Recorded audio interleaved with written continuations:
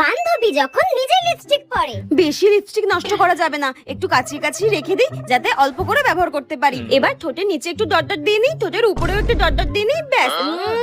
আর কিচ্ছু করতে হবে না, ব্যাস। আমি তো শিওর এরকম করে যদি আমি লিপস্টিক ব্যবহার করি আরো 1 বছর চালিয়ে নিতে পারবো। আর বান্ধবী যখন অন্য লিপস্টিক পরে। শোন না, তোর লিপস্টিকটা আমাকে একটু পরতে দিবি রে? আমি না বাড়ি থেকে লিপস্টিক পরে আসতেই ভুলে গেছি। তোর লিপস্টিকটা একটু পরতে দে না রে। ঠিক আছে পর, কিন্তু টেপি এটা না একটু অল্প করে পরিস, এটা না আমাকে ও দিয়েছে।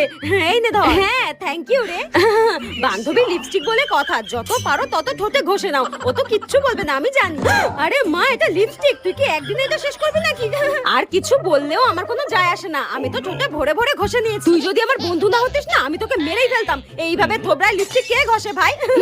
এই নে। হ্যাঁ, এই লিপস্টিকটায় আর কিছু বেঁচে আছে, সব ঘষে ঘষে কাচিয়ে কুচিয়ে মেখে নিয়েছে। কি বাজে মেয়ে, মনে হচ্ছে মেরে মুখ ভেঙে দিই, ডাইনি একটা।